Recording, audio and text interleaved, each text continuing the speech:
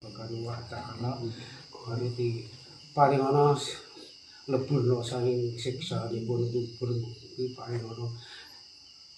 kosok wasulipun Gusti Allah maring ana dumateng Mbah Datuk sak keluarga inggih menika paring ana sehat waras boten alangan setunggal menapa paring ana ayem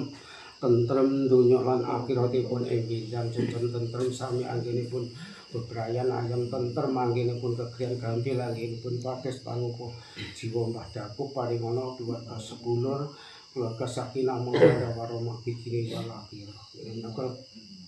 wonten srana nggih menika kita ambengan sedaya ambengan menika sepindah menika jeneng Jengkala yang kalane mbok ibu bumi bapak kuasa babu kawa begina keleran di bumi ingkang dipun terpi griya Mbah Datuk ya kalane nggih menika ikal bakalan cikal bakalan dipun sing bakalaken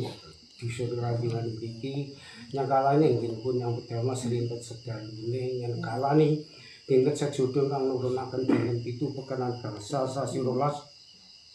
tahun 8 mitu sekawan ingkang kleres dinten Rebo Wage menika kangge sedhakuan nyodakoi nggih menika leluhuripun Mbah Datuk ingkang sampun mantuk jam langgeng mugi-mugi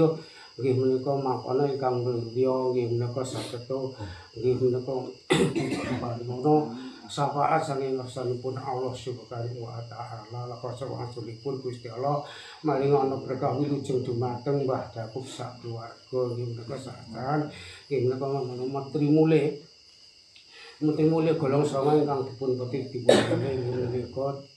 dinten sejudu kang nurunaken dinten 7 pekan gangsal sasi 12 tahun 8 sekawan ingkang kleres dinten Rebo Wage menika kangge sedhakuan Mbah Datuk utawi kangge mapakaken mapakaken pegengan wulan poso tanggal sepindah utawi anggenipun badhe nglampahi siam dalem saulan mugi-mugi Mbah Datuk anggenipun siam mugi-mugi asmaketa selamat wilujeng boten wonten alangan setunggal menapa awit dinten menika ngantos salajengipun bareng ana menika sehat waras boten wonten alangan setunggal menapa menika ageng nggih menika keslametane ageng